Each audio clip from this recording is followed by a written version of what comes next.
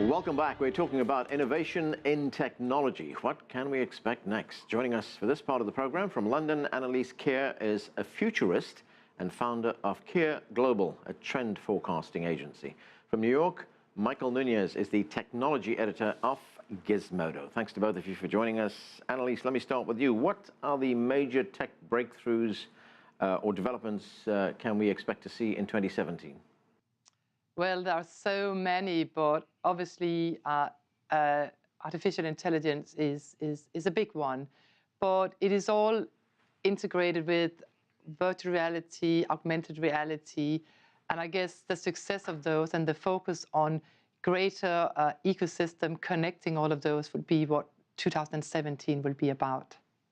So, Michale, we see artificial intelligence making a breakthrough in 2017, but in our daily lives, how will technology affect us? Do you see a lot of developments in 2017 where our lives will become easier, more productive with new things?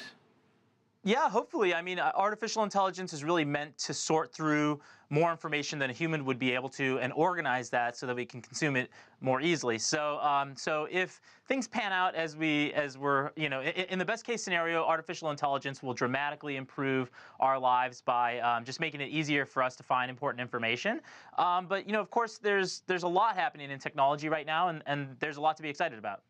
Annalise, as Michale says, our lives will be made easier by this kind of technology, but if we look at the impact it has on broader society, there was a recent study done that indicated that nearly 6% of jobs in the United States would be replaced by artificial intelligence by 2021. That's only 4 years away. I mean, what kind of impact would something like that have on society at large? I mean, it won't happen overnight. I've recently just come back from the US. I gave a talk at MIT on the future of people, and what I talked about was very much about how artificial intelligence will virtually disrupt all areas of society. And then on the job market, I mean, it's not just mechanical jobs and production. We are looking at law, we're looking at financial services, health, education, all of them. Even the first article was written by robots already 5 years ago, so even journalism will be impacting. But what we also discussed at MIT was the greater impact that hopefully that it will tie up a new capacity. So when you look to the future work, for example, this year at the World Economic Forum, it was all about the fourth industrial revolution. And what I'm talking about here is that when robots will take over our work, of course, we will, as people, focus on other skills, something like as we will be focusing on emotional intelligence as a softer skills, creative leadership. So we will see that be the conversation in 2017, and by 2020, of course, we will see a greater integration of technology and the softer skill from a human point of view. Do we see our training and education systems designed to adapt to all these changes you're talking about? And will people, as we move forward, will they be forced to reinvent themselves, retrain themselves? Absolutely. I mean, lifelong learning is one of the biggest things that we've been talking about, and the softer skills is no longer just I think and therefore I am. It's also I feel and therefore I am. Because we must not forget that with technology, of course, we free up a lot of time, but it's also enabling us to consume more than ever before. So we can travel more, we can fall in love easier because of social media, we can get to know about different foods, we can learn more. All of that, of course, is taking a toll on our time. But then again, how do we deal with this on an emotional level? And I think that is where I think technology probably will come in and help us to be a little bit more in touch with ourselves. I mean, who knows? Probably not in 2017, but when we look a little bit further down the line. So, Michale, here we have a situation where we can travel more, as Annalise points out. We can probably fall in love easier as well. But let's talk about something that's closer to home for someone like you, someone like us, actually, and the way in which we consume information, news and information. Is that going to change? Yeah, I mean, it's already started to change, at least in the U.S. After this contentious election. I think that we were talking a little bit about the downsides of technology, and And what's happening here is that the internet is still a relatively new phenomenon. So it's been maturing for the past maybe 2 decades, 2.5 decades, at mass scale. And now I think we're starting to just begin to understand some of the setbacks or some of the the things that we have to deal with having such a connected society. So part of that is the way that people consume the news and who controls the access to information. But really with any technological advancement, there is a human side to that advancement. So you can take ride sharing and something like Uber and look at the human the human experience from the driver's perspective, right? These people are not paid. They're not salaried employees. They don't get health insurance in the U.S.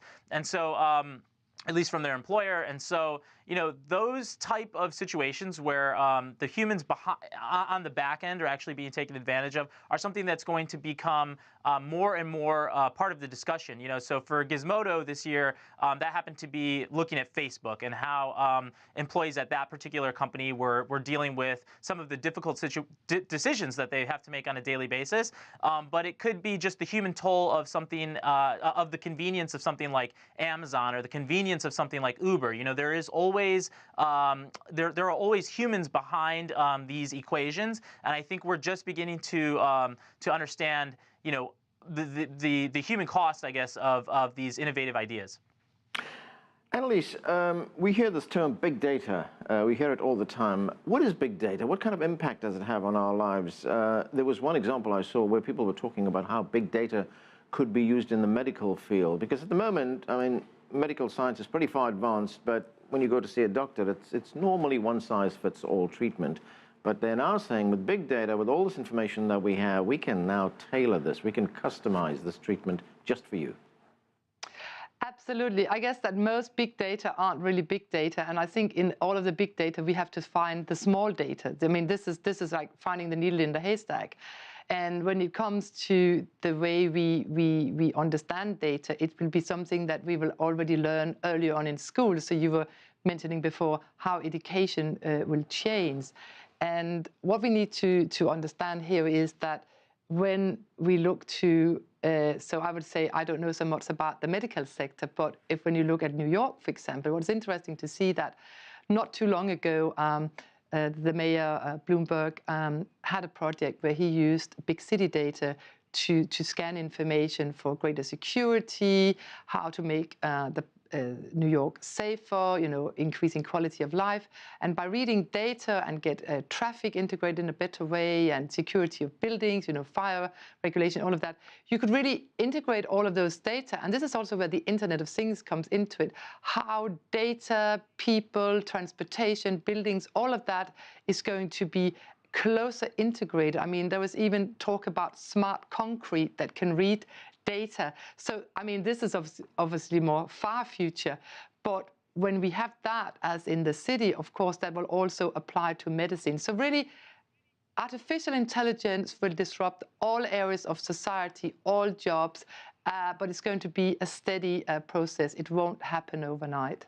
I completely agree with that. I mean, I think that, right now there's an infrastructure problem. So, we don't have 5G yet. That is something that has to happen before we can have cars that communicate with streets, that communicate with objects, on our persons, like our phones. So, there has to be changes to the infrastructure that exists already, so that basically data can transfer at higher speeds and across more objects. And we need to clear up some lanes for all of this this data trafficking.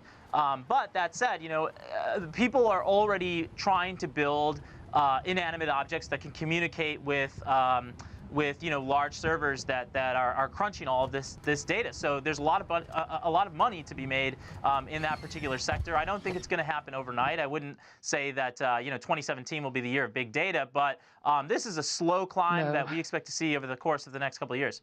Now, is there a downside to big data? Because we see in many instances, Michael, how it's being abused. For instance, these huge server farms that hold tons of information on every single person is exploited. It's being used. We see the NSA do that.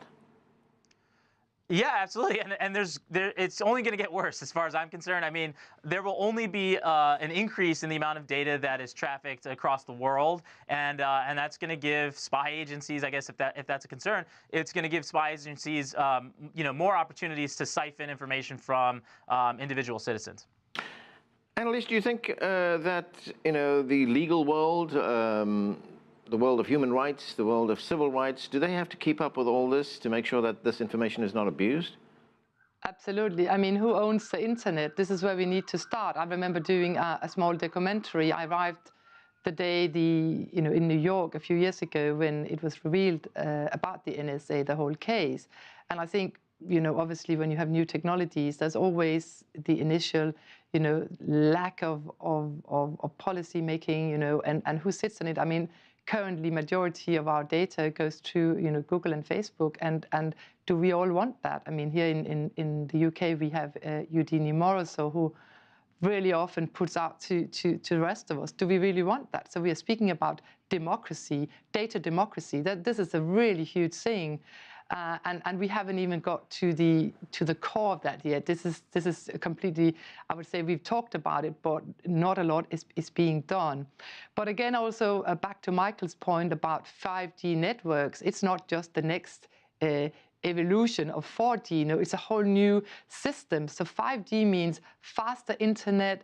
I mean, it's reducing the speed to nothing to download film. We will probably be communicating most via film and videos, etc., etc. So not only will there be more data, but we will also have to find a much more integrated system whereby the individual and we as citizens can understand what it means every time we put something out there. So this is really very much about data democracy. So early data for that, probably not happening in 2017, but we're talking about it. So, Michael, we talk about the movement of information, the internet, information that's coming to my computer. Are we going to see any major changes in the speed of that information getting to my computer in 2017? Well, we certainly hope so.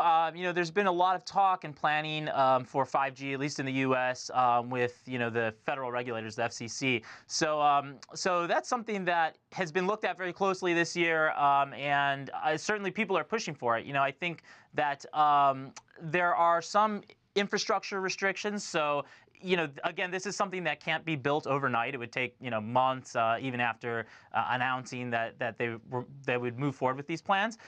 But there are already high-level talks that are being discussed. I would say for the past 2 years, we've seen the FCC and some of the largest telecom companies in the world talking about how to unveil this or to roll this out across some of the most populated destinations on the planet. So the demand is there. I think the gadgets and the type of appliances that would use this type of thing are being built, and so really it's only a matter of time. It's more of a matter of policy than it is the business prospect, I think. Okay, we're going to have to leave it there. Thanks to both of you for joining us.